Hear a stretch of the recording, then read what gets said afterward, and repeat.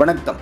செய்திகள் வாசிப்பவர் செல்வம். கிருஷ்ணகிரியில் தமிழ்நாடு அனைத்து சத்துணவு அங்கன்வாடி ஓய்வூதியர் சங்கத்தின் சார்பில் ஓய்வு பெற்ற சத்துணவு அங்கன்வாடி பணியாளர்களுக்கு குறைந்தபட்சம் ஓய்வூதியமாக ரூபாய் 7,850 வழங்க வேண்டும் உள்ளிட்ட பல்வேறு கோரிக்கைகளை வலியுறுத்தி ஆர்ப்பாட்டத்தில் ஈடுபட்டனர்.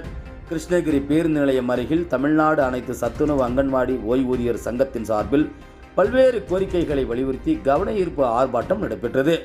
மாவட்ட ஒருங்கிணைப்பாளர் தேன்மொழி தலைமையில் நடைபெற்ற இந்த கூட்டத்திற்கு சத்துணவு ஊழியர் சங்கத்தை சேர்ந்த சாந்தி நஞ்சுண்டன் முனிசாமி, மாவட்ட தலைவர் துரை உள்ளிட்ட ஏராளமானோர் கலந்து கொண்டு பல்வேறு கோரிக்கைகளை வலியுறுத்தி கோஷங்களை எழுப்பினார்கள்.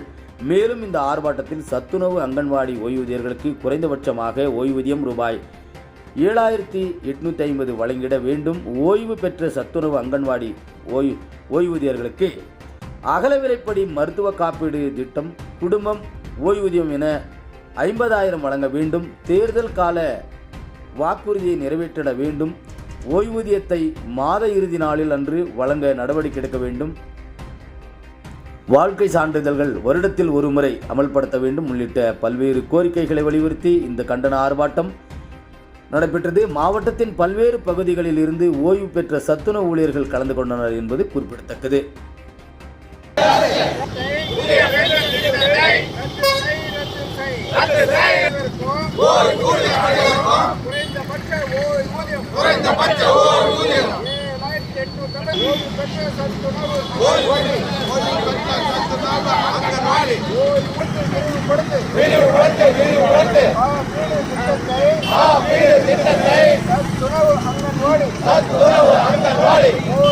அனைவருக்கும்